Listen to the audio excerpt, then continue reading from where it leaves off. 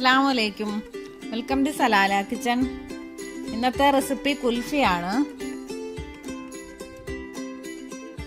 അതിനു വേണ്ടി ഞാനൊരു പാൻ അടുപ്പത്ത് വെച്ചിട്ടുണ്ട്. 1.5 കപ്പ് പാൽ ഒഴിച്ചു കൊടുക്കാം.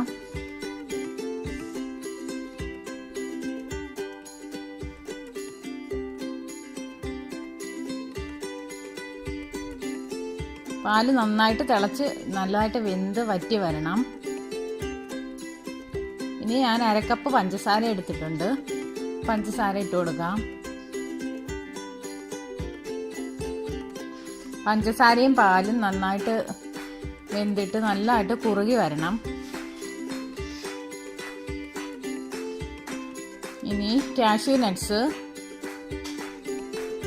പിസ്ത, 2 ഏലക്ക അത് മിക്സിയിലൊന്ന് ക്രഷ് ചെയ്തെടുത്തിട്ടുണ്ട്. അതൊന്ന് ഇട്ട് ഇളക്കി കൊടുക്കാം.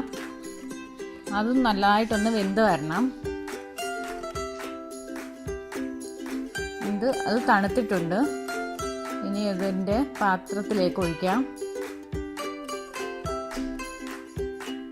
ഇനി അതിൻ്റെ സ്റ്റിക്ക് കൊണ്ട് അടച്ചു കൊടുക്കാം.